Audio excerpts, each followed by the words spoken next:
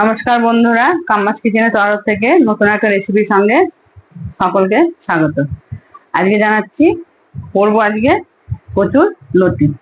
এই যে আমি লতিটা আগে থেকে কেটে নিয়েছি, কারণ আগে থেকে না কেটে রাখলে এটা সঙ্গে সঙ্গে কেটে করা অসম্ভব, অনেক দেরি হয়। এবার লতিটা আমি ভালো করে ধুয়ে নেব।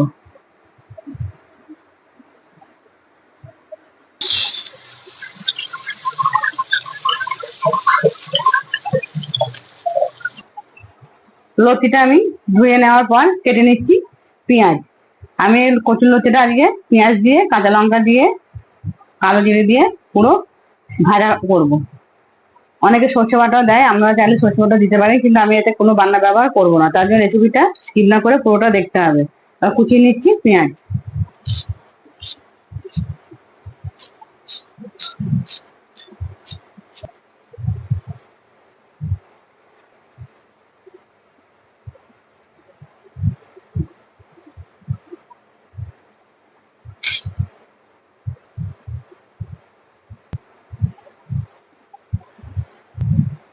একে একে সব পেঁয়াজ কেটে নিলাম। লতিতে একটু পেঁয়াজটা বেশি লাগবে। এবার কেটে নিচ্ছি কাঁচা লঙ্কা।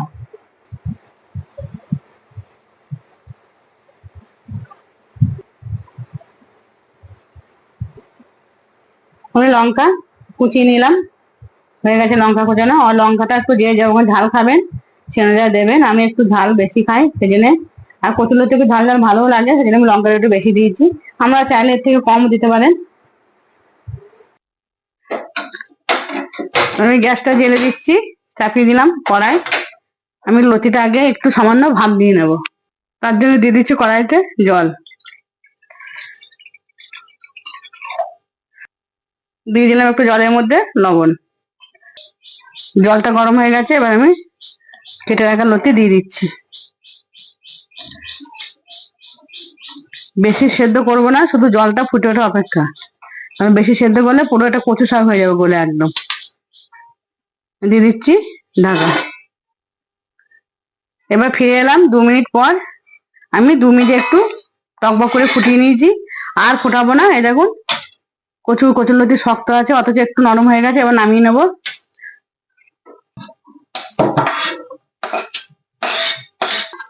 রান্নার জন্য দিয়ে দিচ্ছি কড়াইতে সর্ষের তেল।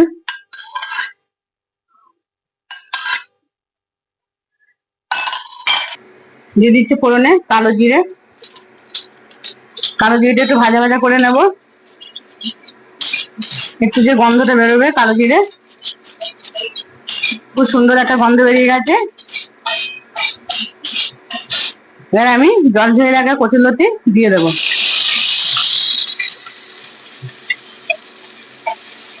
না, কালো জিরের সঙ্গে কচুর লতিটা হেভি গন্ধ বেরোচ্ছে।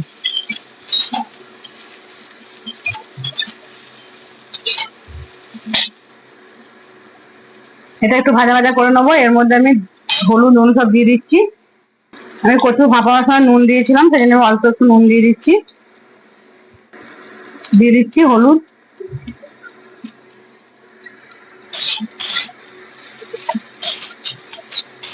এবার আমি এটা ভালো করে ভাজা ভাজা করে নেব।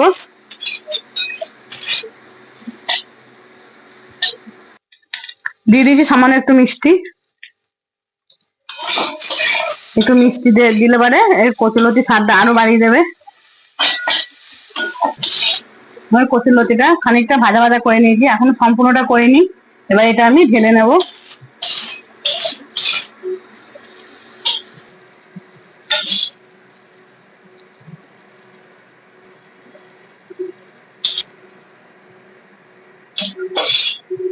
আবার দিদি কড়াইতে সর্ষের তেল। কচুর লতিতে একটু তেলটা বেশি লাগে, তেলটা বেশি দিলে খেতে ভালো হয় কচুর লতি। তেল গরম হয়ে গেছে, দিয়ে দিচ্ছি কুচিয়ে রাখা পেঁয়াজ।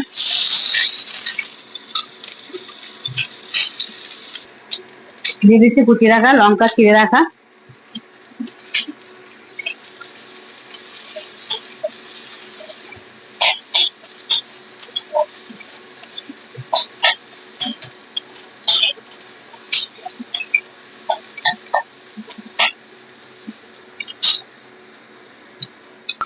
দিয়ে দিচ্ছি পেঁয়াজে লবণ। আমার লতিতে লবণ দেওয়া আছে কিন্তু পেঁয়াজে নেই। পেঁয়াজে দিয়ে দিচ্ছি লবণ, দিয়ে দিচ্ছি একটু হলুদ গুঁড়ো।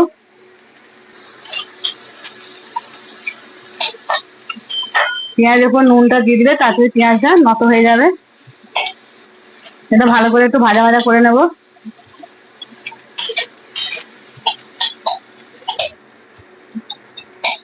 চেরা লঙ্কা গুলো ভাজা ভাজা হয়ে গেছে, আমি একটু খুন্তি করে এভাবে একটু গেলে গেলে দিচ্ছি, তাহলে ঝালটা ভালো বেরোবে লঙ্কা থেকে।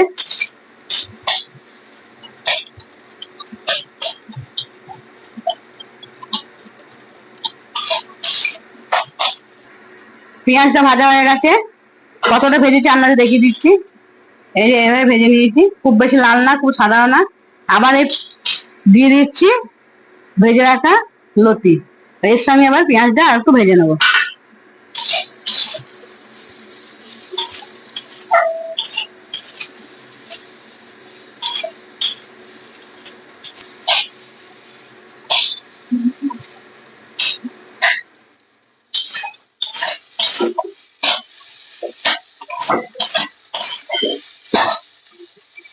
এবার আঁচটা একদম ফুল দমে দিয়ে এটা ভাজা ভাজা করে নিতে হবে পেঁয়াজের সাথে আর একটু।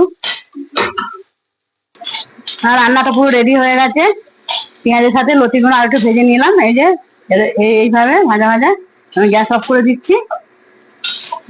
রেসিপিটা বাড়িতে বানানো অনুরোধ রইল। এখন এই বর্ষাকালে এই কচুর লতি কচু শাক সবই টেস্টি খাবার, এইভাবে বানিয়ে দেখবেন। খেয়ে ভালো লাগলে লাইক কমেন্ট শেয়ার করতে ভুলবেন না। চ্যানেলটিকে সাবস্ক্রাইব করা অনুরোধ রইল, সাবস্ক্রাইব করে আমাদের পাশে থাকবেন।